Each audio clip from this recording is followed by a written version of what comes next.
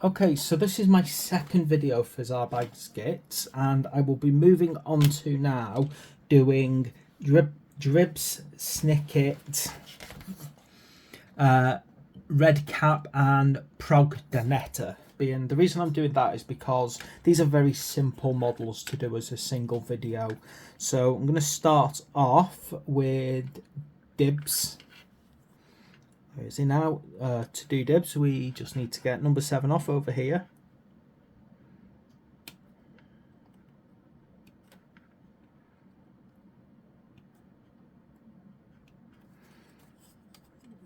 Okay, and then he goes with base number 8.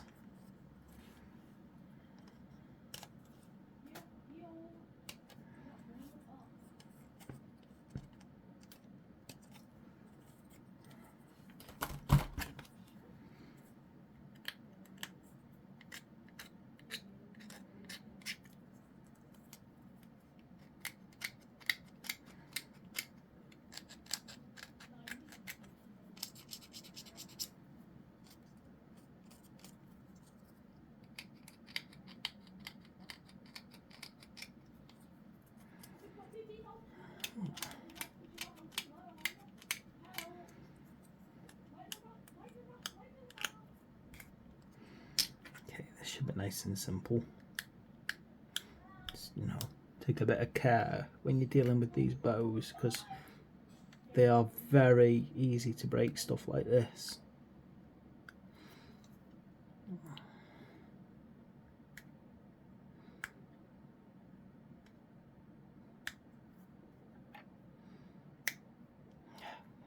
This really doesn't want to shave off that little notch up there.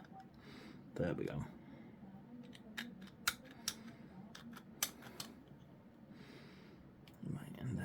On this hand here, again, just watch out, it's quite a thin hand that's probably very easy to break if you're not careful. Right, there we go. Nice and simple. All you need to do is just pop him on here. There we go. That wasn't even difficult. Okay, now let me get the next one, which is Stick It, which is the other bowman. So we're taking number 9. It was a long 9, wasn't it? So I was trying to say, I thought it was red 6. So 9.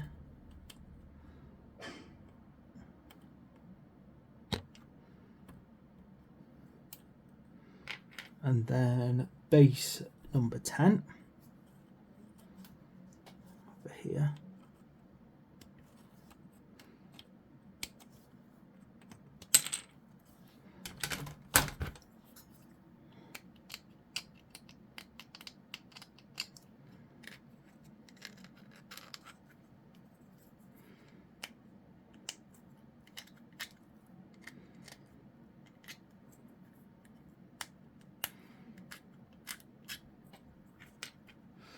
And just be very careful with this guy, because he's got a lot of easy to damage parts. So obviously, like the arrow through his hat, and of course the top of his bow when you're trying to get this little bit of moulding off. Down here on his arm, and then that's the easy one right underneath.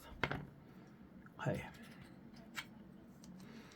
And then you can see thick one goes to the back, and we are done with another one. So that's our 2 archers done. Now going to move on and get hold of Red Cap. Oh, 3rd archer. Quite a ranged force this. So there's number 11 over here. Now I find it interesting that you've had Zandaya's Truth Seekers, and then you've got these guys, which are another named force. It definitely feels like they probably came from, if not the same box game, then a similar game in the past. Number 11. Where's number 11? No, I'm reading. No, number 12, not number 11. Yeah. So they seem like a natural fight to have in a lot of ways. It'd be a nice little fight just to have, even though it's not part of the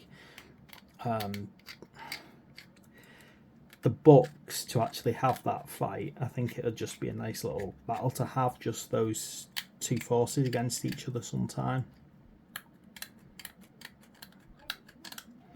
Then I suspect these two forces are from what Warhammer Underworlds or something similar. So these and Zandire's Truth Seekers are probably from the same.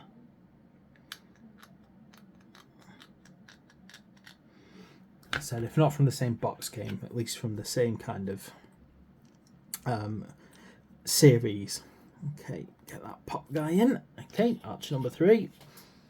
And then heading over to Prog Danetta, which is number 13.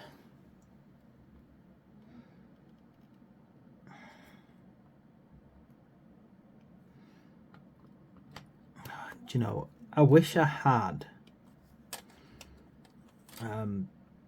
like an old photograph on me from a magazine, a White Dwarf magazine, probably around about issue number 100, so 101, 102, around about that point when the first Night Goblins came out.